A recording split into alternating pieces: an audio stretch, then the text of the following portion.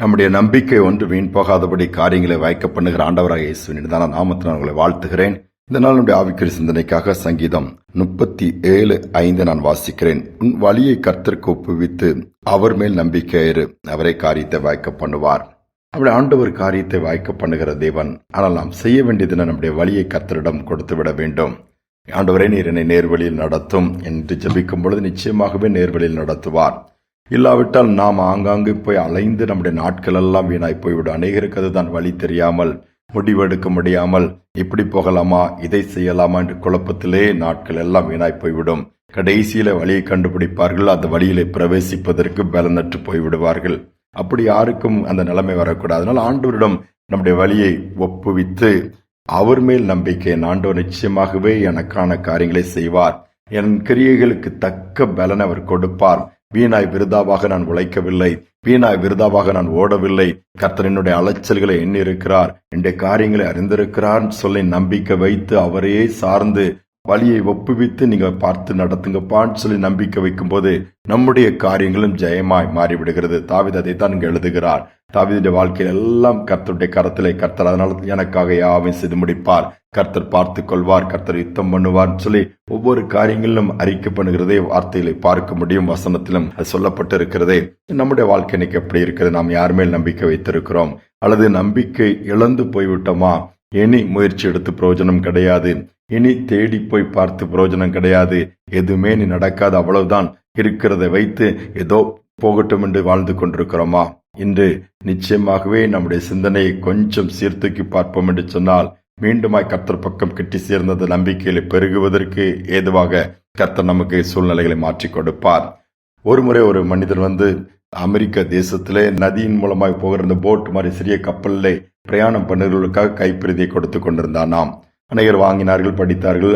ஒருத்தர் அதை படித்து அது வாங்கின உடனே கோபப்பட்டாராம். நானும் ஒரு கிறிஸ்தவன் தான், ஏன் எனக்கு கைப்பிரதி கொடுக்கிறாய்? இதெல்லாம் ஒர்க் அவுட்டே ஆகாது, இந்த கைப்பிரதியினால ஒரு மாற்றத்தை உன்னால் ஏற்படுத்த முடியாது, இந்த கைப்பிரதியை கொடுக்கறதுனால யாரும் மனம் திரும்ப மாட்டாங்க, ஸோ இந்த டிராக்ஸ் மினிஸ்ட்ரிலாம் வேஸ்ட் அப்படின்னு சொல்லி திட்டிட்டு அப்படி பேசிட்டு இருக்கும்போது அவர் சொன்னாராம், ஐயா அப்படி சொல்லாதுங்க, 20 ஆண்டுகளுக்கு முன்பாக நான் நியூயார்க் பட்டணத்து வழியா போயிட்டு இருக்கும் போது ஒரு ஆலயத்தின் வழியா போகும்போது ஒரு வாலிப தம்பி என்னை கூப்பிட்டு என்னை அன்போடு பேசி ஒரு கைப்பிரதியை கொடுத்து ஆலயத்துக்கு வாங்கன்னு சொல்லி கட்டாயப்படுத்தினா. எனக்கு அவனுடைய அன்பை தட்ட முடியாம நான் அந்த ஆலயத்துக்குள்ள போனேன். ஆலயத்துக்கு போகும்போது அந்த போதகருடைய செய்தியின் இறுதியத்தை தொற்றுச்சுது. ரட்சிப்பின் அனுபவத்தை குறித்து அறிந்து கொள்ள வேண்டும், ரட்சிக்கப்பட வேண்டும், ஆண்டவரை ஏற்றுக்கொள்ளணும். இல்லாவிட்டால் மரித்த மறுவினாடி பரலோகத்துக்கு போக முடியாது, நரக வேதனையான பாதாளத்துக்கும் பின்பு நரகத்துக்கு தான் அந்த சத்தியங்களை கேட்ட உடனே எனக்குள்ளே ஒரு விதமான ஒரு உணர்வு, குற்ற உணர்வு வந்தது. நான் அறிக்கையிட்டு அழுதேன், ஆண்டவருக்கு என் வாழ்க்கையை ஒப்பு கொடுத்தேன். அதோடு மட்டுமல்ல, அந்த டிராக்ஸ் வீட்டில் போய் படிக்கும்போது இன்னும் ஆண்டவர் என்னை அதிகமாய் காரியங்களை உணர்த்தினார். அன்றைக்கு என் வாழ்க்கையை இயேசுவுக்கு கொடுத்து நான் ஆண்டவருடைய பிள்ளையா மாறிவிட்டேன். இத்தனை ஆண்டுகள், ஏறக்குறைய 20 ஆண்டுகள் ஆயிடுச்சு. ஆண்டவர் என்னை அழகா நடத்துறாரு. அதனால என்னால் சும்மா இருக்க முடியவில்லை. அதனால நான் பெற்றுக்கொண்ட அந்த சந்தோஷம், நான் ஏற்றுக்கொண்ட அந்த இயேசுவானவரை மற்றவர்களும் ஏற்றுக்கொள்ள வேண்டும் என்கிற நோக்கத்தோடு தான் இதை கொடுத்துக்கிட்டு இருக்கேன்னு சொன்னாராம். சொல்லிட்டு அப்படியே அந்த மனிதனை பார்க்கும் பொழுது நல்ல செல்வந்தரா இருந்தார். அவர் அந்த ஷிப் பிரயாணம் பண்றவர்னால அவரை பார்க்கும்போது அவர் கண்கள்ல கண்ணீர் வடிந்து கொண்டே இருந்ததா. இந்த கைப்பிரதி கொடுக்கிற மனுஷனுக்கு நீங்க அழுகிறீர்கள் சொல்லி கேட்கும் பொழுது அவர் சொன்னாராம், வெரி சாரி, 20 ஆண்டுகளுக்கு முன்பாக அந்த கைப்பிரதியை கொடுத்த வாலிபன் நான் தான் அந்த கைப்பிரதி ஊழியத்தை 20 ஆண்டுகள் முன்பாக கொடுத்தேன், உனக்கும் நான் தான் கொடுத்திருக்கிறேன்.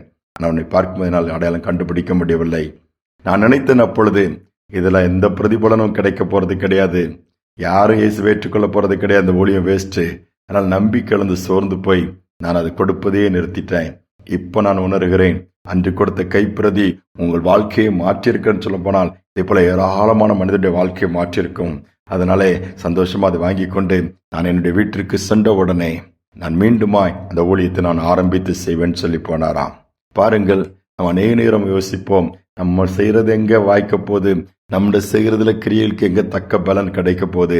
இல்லை, நிச்சயமாகவே நம்முடைய ஒவ்வொரு கிரியைகளுக்கும் தக்க பலனை கர்த்தர் கொடுக்க வல்லவரா இருக்கிறார்.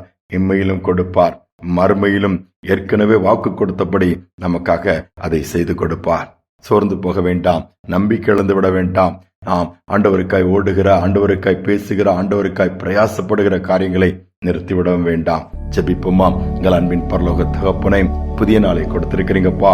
அநேக நேரம் நாங்கள் இப்ப எடுக்கிற முயற்சிகள் தோற்று போனால் அவ்வளவுதான் முடிவுக்கு வந்து விடுகிறோம். கிரியைகளை நிறுத்தி விடுகிறோம். இனி வாய்க்காது, இனி நடக்காது என்கிற அப்படிப்பட்ட ஒரு நம்பிக்கை இழந்து போன சூழ்நிலைக்குள் போயிருவோம்ப்பா.